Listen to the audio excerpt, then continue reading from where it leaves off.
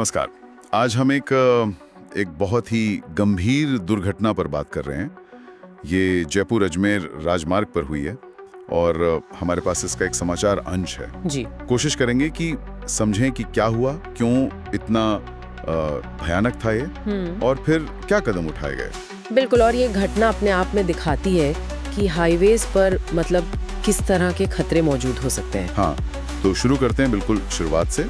Source बता रहा है कि मंगलवार देर रात की बात है ये, जयपुर अजमेर हाईवे पर दूदू के पास हुआ ये कि एक केमिकल टैंकर था और वो एक ट्रक से टकरा गया जिसमें एलपीजी सिलेंडर्स भरे हुए थे। और सिर्फ टक्कर नहीं हुई, उसके बाद जो हुआ वो शायद ज्यादा दहलाने वाला था। हाँ बिल्कुल, टक्कर के फौरन बाद ही बहुत भीषण आग लग गई।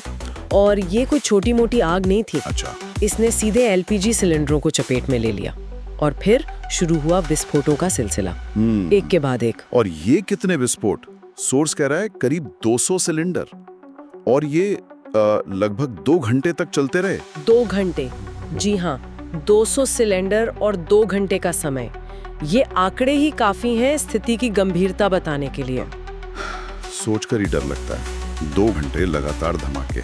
और मजे की बात या कहें कि डरावनी बात यह है कि सोर्स ये भी कहता है कि धमाकों की आवाज वो 10 किलोमीटर दूर तक 10 किलोमीटर? हाँ, 10 किलोमीटर दूर तक सुनी रही।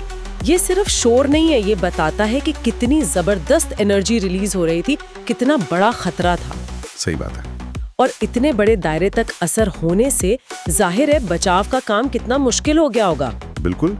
सोर्स में आग की गोलों की बरसात का भी जिक्र है, मतलब आसपास जो और गाड़ियां खड़ी थीं वो भी चपेट में आ गई। हाँ बिल्कुल, किसी वॉर जोन जैसा माहौल बन गया होगा वहाँ। और ऐसी घटनाओं में सबसे दुखद पहलू होता है इंसानी नुकसान।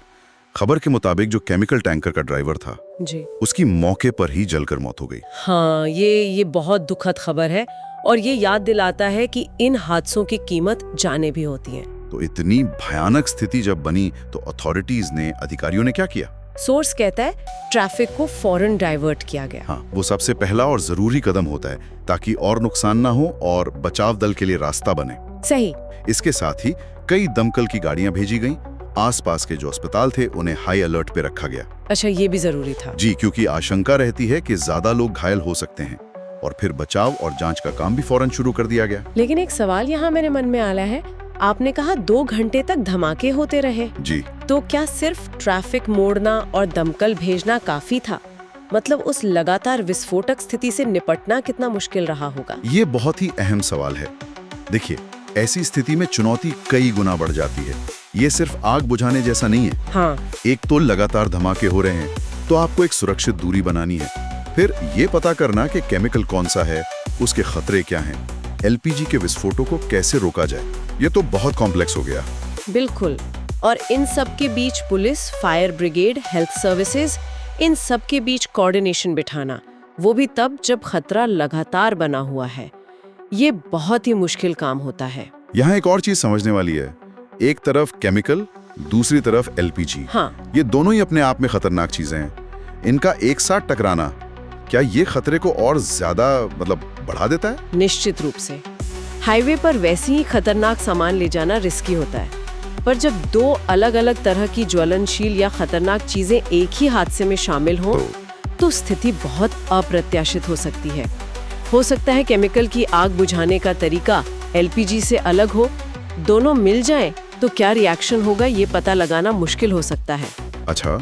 इसीलिए ऐसी घटनाओं में बहुत बड़े पैमाने पर और बहुत स्पेशलाइज्ड इमरजेंसी रिस्पांस की जरूरत पड़ती है। तो अगर हम पूरी बात को समेटें, एक टक्कर हुई केमिकल टैंकर और एलपीजी ट्रक के बीच, फिर भीषण आग लगी और फिर करीब 2 घंटे तक लगभग 200 सिलेंडर फटते रहे। जी। एक ड्राइवर की दुखद मौत हुई और एक बड़ा इमरजेंसी ऑपरेशन चलाना पड़ा।